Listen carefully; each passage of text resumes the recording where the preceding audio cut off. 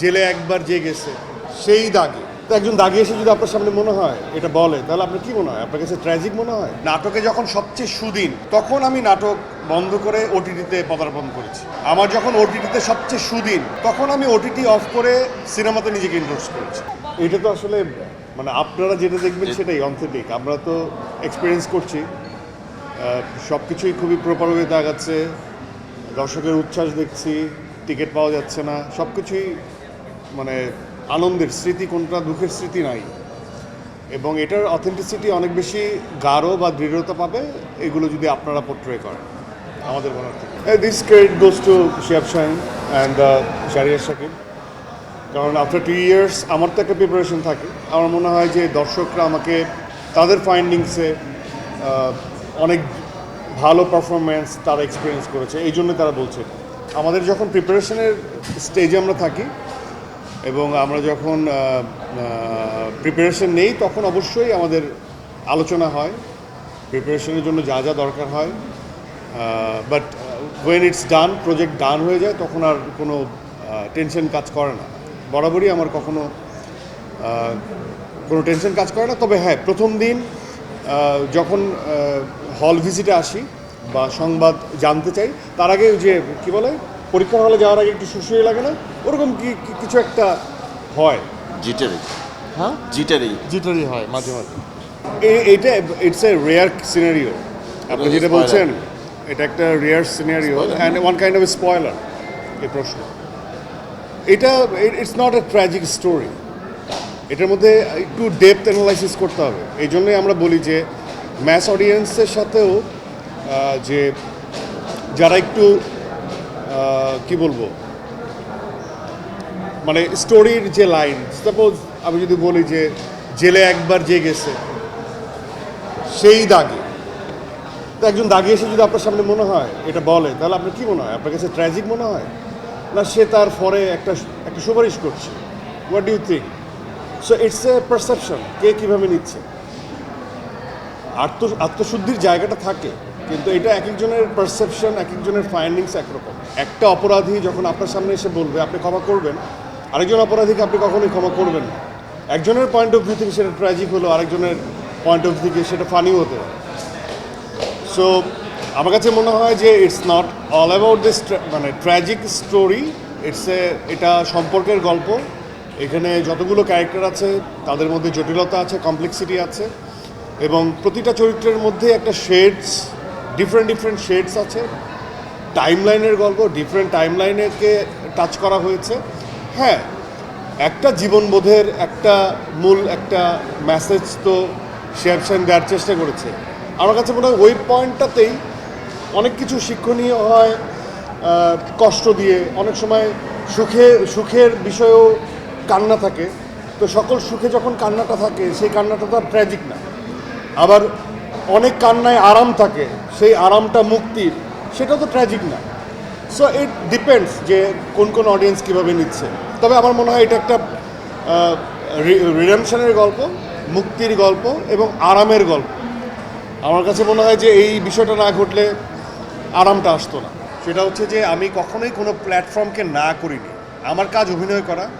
আমাকে যে বাজেটে যে প্ল্যাটফর্মে দেওয়া হবে সেই কাজটাই আমি করব। আমি দীর্ঘ সময় আমি নাটকের মানুষ, নাটক থেকে আমার অভিনয় কেরিয়ার শুরু, এর আগে মডেলিং করতাম। সো সেখানে না বলার দৃশ্যতা আমার নাই।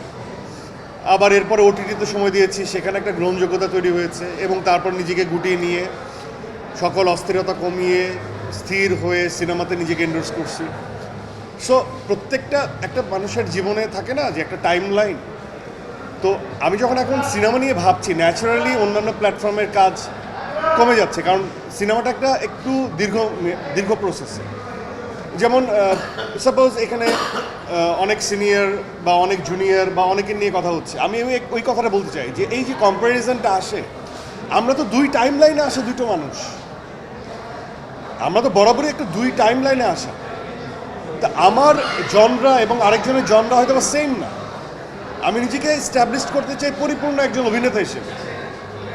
তো এখানে কম্প্যারিজন চলে না। এক একজন এক এক ফরম্যাটে অপারেট করে। যেমন আমার নাটকে যখন সবচেয়ে সুদিন, তখন আমি নাটক বন্ধ করে ওটিটিতে পদার্পণ করেছি। আমার যখন ওটিটিতে সবচেয়ে সুদিন, তখন আমি ওটিটি অফ করে সিনেমাতে নিজেকে ইনভেস্ট করেছি। তো আমার একটা নিজস্বতা আছে, আমার একটা নিজস্ব চাওয়া আছে। এখন আমি যেভাবে অপারেট করি, যে সময় যত বেশি লাগুক না কেন সেটা আমার কাছে যথার্থ।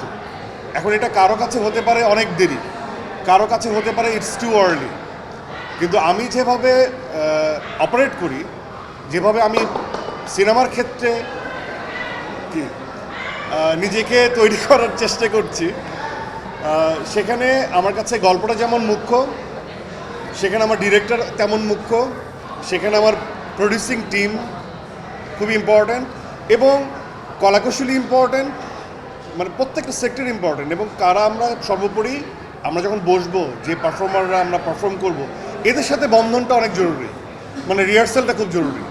তো এই প্রত্যেকটা প্রসেসের জন্য ইট উইল টেক টাইম। আমার কাছে অফুরন্ত সময় আছে একটা ভালো গল্প ডিল করার জন্য। আমার জীবনে কোনো তাড়াহুড়া নাই, আমি এখন তো আরও রাখতে চাই না। তো এরপরেও এত প্রসেসের পরেও যে আমি জানি না যে আমি সাকসেস পাবো কি পাবো না, এটা আমি জানি না, কিন্তু আমি চেষ্টাটা তো সর্বাত্মক করতে পারি। যখন আমি নিজের প্রতি অনেস্ট, তখন একটা জিনিস ভালো হলে তখন আমার মন জুড়িয়ে যায়। এবং নিজের প্রতি অনেস্ট থাকার পরও যদি একটা জিনিস ভালো না হয়, তখন আমি নিজেকে বোঝাতে পারি যে আমি সর্বোচ্চ চেষ্টাটা করেছিলাম। তো সেই জায়গার থেকে আমার কাছে মনে হয় যে আমি টোটাল প্রসেসে ইনভলভ থেকে, ক্রিয়েটিভ সেক্টরেও ইনভলভ থেকে একটা গল্প নিয়ে আসতে চাই।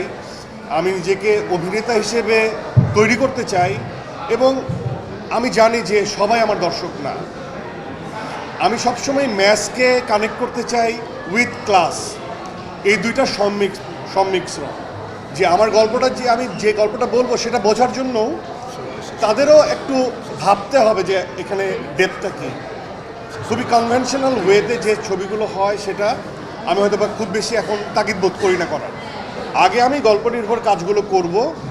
হ্যাঁ, হাইপোথেটিক্যাল একটা ঘুষি মারলাম, চারজন উঠে গেল, পড়ে গেল, সেটাও করবো। মাসালা ফিল্মও করবো, কমার্শিয়াল, যেটা ভরপুর কমার্শিয়াল কনভেনশনাল বলছে সেটাও করবো। কিন্তু আগে আমার ক্ষুধাগুলো আমি শেষ করতে চাই। হ্যাঁ, এটা তো সারপ্রাইজ, যখন আসবে তখন তো এটা সারপ্রাইজ যাতে থাকে, আগে বলে দিলে অ্যানাউন্সমেন্ট হবে, যে অ্যানাউন্সমেন্ট হবে ইনশাআল্লাহ।